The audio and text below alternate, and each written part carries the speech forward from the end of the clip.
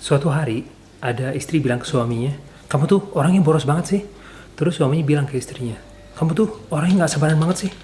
Dan semenjak dari situ, istrinya selalu sabar dan suaminya nggak boros lagi. Nggak pernah kan kejadian ada pasangan saling marah-marah, saling cari kekurangan masing-masing, akhirnya hubungan mereka jadi lebih baik dan mereka bisa hidup bahagia selamanya. Nggak mungkin kan?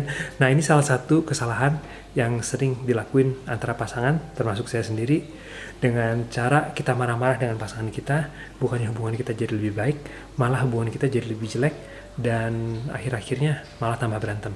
Nah, dalam video kali ini saya mau ngebahas yang namanya nonviolent communication atau komunikasi tanpa kekerasan. Ini idenya dari Marshall Rosenberg. Dia itu psikologis dan juga founder dari nonviolent communication. Dia ngebahas banyak tentang komunikasi antara pasangan dengan orang lain, dengan anak kita sendiri. Tapi dalam video kali ini saya mau ngebahas tentang nonviolent communication antara pasangan. Oke, pertama saya mau sharing cerita ini dari Marshall Rosenberg. Dia tuh pernah mendamaikan antara suku di Afrika, di Nigeria. Jadi ada satu suku itu umat Muslim dan satu lagi suku itu umat Kristen. Dan kedua suku ini udah berapa lama saling bunuh-bunuhan, oke? Peperangan antara kedua suku ini. Dan Marshall Rosenberg dia pengen cari solusi. Dan dia ngobrol sama kepala adat yang pertama, yang A. Dan dia tanya, apa sih sebenarnya kebutuhan dan keinginan kamu? Dan dia ngasih tahu gimana kalau suku yang satu lagi itu sebenarnya jahat dan ngebunuh saudaranya, anaknya, dan warganya ya. Dan setelah berapa lama ya, walaupun itu susah kata dia, buat kepala suku ini buat jujur, dia bilang sebenarnya dia pengen kedamaian dan juga safety atau keamanan buat warganya dan keluarganya. Dan sama pada saat Marshall Rosenberg nih ngobrol sama kepala suku yang B. Kepala suku yang B ini bilang, suku yang satu lagi ini melanggar konstitusi yang mereka punya dan mereka wajib untuk diserang. Dan sama juga Marshall Rosenberg nanyain, apa sih sebenarnya kebutuhan kamu atau keinginan yang kamu mau? Dan Marshall Rosenberg bilang, apakah itu keamanan dan safety untuk keluarga kamu dan keluarga kamu? Dan walaupun susah ngomongnya, dia bilang, iya itu emang kebutuhan saya. Nah, dari situ akhirnya mereka dikomunikasikan kedua-duanya bahwa kedua pihak tuh sebenarnya cuma pengen kedamaian. Tapi karena miskomunikasi dan peperangan berapa lama ini, akhirnya kebawa emosi dan bunuh-bunuhan.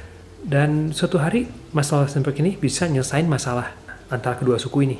Dan akhirnya bisa damai setelah mereka bisa mengkomunikasikan apa yang mereka butuh dan mereka inginkan. Oke, ini contohnya emang agak ekstrim ya, tapi ini yang sering terjadi juga antara pasangan. Jadi sering banget antara pasangan kita nggak bisa ngasih tahu apa yang kita pengen, apa yang kita mau. Mungkin kamu pikir, apa sih susahnya mengkomunikasikan apa yang kita mau? Sebenarnya nggak segampang itu, karena rata-rata orang ada yang nggak berani ngomong apa yang mereka mau, dan ada juga yang berani ngomong apa mereka mau, tapi dengan cara marah-marah. Dan akhirnya bukan masalahnya selesai, tapi malah masalahnya tambah besar. Oke, jadi pelajaran pertama yang saya mau bagi dengan teman-teman, yaitu kita harus komunikasi pada saat kita nggak emosian atau kebawa emosi. Karena sering banget kalau kita buka mulut kita ngomong sesuatu pada saat emosi, pasti itu akhirnya nyesel. Oke, pasti kata-kata yang kita nggak mau bilang akhirnya keluar, dan kata-kata itu nggak bisa kita ambil balik lagi. Dan pada saat kamu ngomong ke bawah emosi, pastinya ini bukan tujuannya untuk solusi terbaik buat kedua pihak, tapi seringnya buat ngebuktiin aja siapa yang lebih kuat. Ini yang namanya ngobrol berdasarkan ego kita. Oke, ini ada contoh satu lagi, ini teman saya sendiri. Jadi suatu hari suaminya itu ketahuan lagi nonton porno atau bokep sambil masturbasi. Dan istrinya itu kesinggung banget dan dia marah-marah sama suaminya langsung. Dia bilang, kamu tuh suami nggak tanggung jawab, kamu tuh suami nggak perhatian, kamu tuh suami orang yang nggak baik. Pokoknya segala macam yang negatif dimarah-marahin suaminya. Dan suaminya karena dikasih tahu dengan cara marah-marah, otomatis dia jadi defensif. Dan dia bahkan ofensif juga sama istrinya, bilangin semua jelek-jelekan istrinya juga. Dan emang kedengarannya mungkin agak lucu ya, tapi sekarang mereka dalam kasus perceraian dan mereka habis ratusan juta untuk bayar lawyer. Oke, karena dua-duanya sekarang lagi berantem masalah rumah, masalah keuangan dan lain-lain. Oke. Jadi sebenarnya menurut saya kalau misalnya istrinya bisa bilang dengan nggak marah-marah, tanpa emosian, mungkin istrinya bisa bilang dengan lebih baik. Karena sebenarnya kalau menurut saya istrinya cuman pengen perhatian lebih dari suaminya, atau istrinya kesinggung karena dia ngerasa nggak dapat cukup perhatian. Oke, jadi Apa dia ngerasa suaminya lebih mending nonton bokep dibanding misalnya ML sama dia. Tapi intinya dari miskomunikasi yang satu ini, kalau misalnya istrinya bisa bilang dengan baik-baik, mungkin perkawinan mereka masih bisa diselamatin. Jadi gimana cara ngomongnya yang bagus? Mungkin istrinya bisa bilang ke suaminya kalau udah gak marah-marah, gak emosian, saya tuh sayang sama kamu, tapi saya akhir-akhir ini nggak dapat perhatian yang cukup dari kamu. Kamu selalu sibuk sama pekerjaan di kantor dan lain-lain. Dan saya bakal senang banget kalau kamu misalnya bisa meluangkan waktu lebih banyak buat saya. Itu contohnya. Jadi saran saya untuk masalah komunikasi pada saat emosian, kita sebaiknya tutup mulut aja, walaupun susah ya. Tunggu sampai emosi kita lebih netral atau lebih positif, baru kita ngobrol sama pasangan kita. Dan kita harus tahu juga apa tujuan dan kemauan kita dari obrolan ini. Oke, tips berikutnya, kita harus bisa juga fokus untuk suatu masalah yang lagi dihadapi. Karena sering banget antara pasangan ya, kalau ada suatu masalah, mereka bawa-bawa masa lalu. Oh, kamu tuh orangnya emang begini, dari dulu selalu begitu, bulan kemarin kamu ngelakuin ini. Ini bukan nyelesain masalah, tapi makin tambah parah. Karena segala macam masalah-masalah dari masa lalu diungkit lagi. Dan akhirnya masalah kecil bisa jadi masalah besar. Jadi saran saya, kalau kamu misalnya punya masalah tentang suami kamu boros, dia penjudi, gak mau bisa berhenti judi, kamu ngomongnya masalah itu aja, masalah gimana supaya dia bisa lebih nggak boros. Dan seperti tips pertama, kita harus kasih tahu dengan cara baik-baik, dengan tidak emosian. Oke, ini tips berikutnya, jangan komunikasi tebak-tebakan atau asumsi.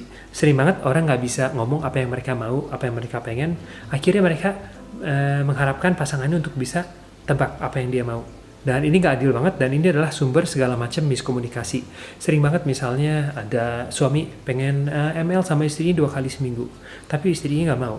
Akhirnya suaminya kesinggung. Dibanding misalnya mereka bisa komunikasi secara baik, istrinya mungkin bilang oke deh, nggak seminggu 2 kali, tapi mungkin setiap 4 hari, setiap 5 hari. Tapi yang penting bisa negosiasi dan cari solusi buat kedua pihak. Oke, tips berikutnya, seperti saya bilang, kita harus tahu apa kebutuhan dan kemauan kita dari suatu obrolan, suatu komunikasi dengan pasangan. Tapi kita harus siap kalau tujuan atau kemauan kita itu nggak terpenuhi setelah kita komunikasi dengan pasangan. Karena hubungan dengan pasangan itu seperti negosiasi. Itu antara apa yang kamu mau dan apa yang pasangan kamu mau. Dan solusi itu yang bagus kalau kamu bisa negosiasi. Oke, jadi cari tengah-tengah apa yang bagus. Anggap aja contohnya suami istri mau jual mobil. Istrinya bilang jual 150 juta. Suaminya bilang jual 100 juta. Dibanding berantem marah-marah siapa yang benar yang salah, mending negosiasi dengan baik dan cari misalnya harga yang pas buat kedua pihak supaya dua-duanya happy, dua-duanya puas. Oke, tips berikutnya, kita harus bisa juga bicara yang jujur dan bisa ngobrolin sesuatu yang nggak nyaman diobrolin. Oke, apa maksudnya? Sering banget kita antara pasangan nggak mau ngomongin sesuatu karena nggak nyaman. Tapi sebenarnya kalau diomongin dan cari solusi, hubungan kita malah bisa jauh lebih baik. Contohnya masalah seks. Sering banget misalnya suami yang nggak puas dengan masalah seks, akhirnya masalahnya ngerembes kemana-mana. Jadi sama juga dengan istri, misalnya kalau ada kebutuhan seksual yang nggak terpenuhi, akhirnya masalahnya ngerembes kemana-mana. Akhirnya tiap hari bete istrinya. Ya intinya kita sebagai pasangan, kita harus bisa ngomongin sesuatu yang nggak nyaman dengan tujuan untuk cari solusi yang lebih baik buat kedua pihak. Oke, tips berikutnya, lebih banyak diam dibanding ngomong. Jadi kalau kita pengen dimengerti sama pasangan kita harus bisa ngerti pasangan kita dulu. Dan cara mengerti pasangan kita itu dengan cara ngedengerin. Jadi sering banget orang pengennya ngomong terus, nggak pernah ngedengerin. Akhirnya mereka nggak bisa komunikasi dengan baik dan negosiasi dengan baik. Nah, ngedengerin ini tambah susah lagi, apalagi kalau lagi kebawa emosi. Kalau lagi kebawa emosi, rata-rata orang pengennya ngomong terus, tapi nggak mau dengerin pasangan kita. Oke, jadi tahu cara komunikasi yang baik dengan pasangan nih penting banget. Walaupun nggak selalu berhasil ya. Saya sendiri misalnya 9 dari 10 kali gagal dulu, dan mungkin sekarang 3 dari 10 kali gagal. Tapi setidaknya cara komunikasi saya dengan pasangan udah lebih baik, dan hubungan saya juga jadi jauh lebih baik. Dan intinya bukan kita bisa 100% nggak pernah debat sama pasangan kita, tapi intinya kita bisa tumbuh bersama atau berkembang bersama sama pasangan kita. Jadi kita bisa komunikasi lebih baik, lebih dekat, dan hubungan kita bisa berkembang juga, sama dengan cara komunikasi kita berkembang juga. Oke, segitu aja untuk tips non-violent communication antara pasangan. Semoga ngebantu, dan jangan lupa juga untuk subscribe dan nyalakan lonceng supaya nggak ketinggalan untuk tips dan video-video lainnya. Terima kasih banyak.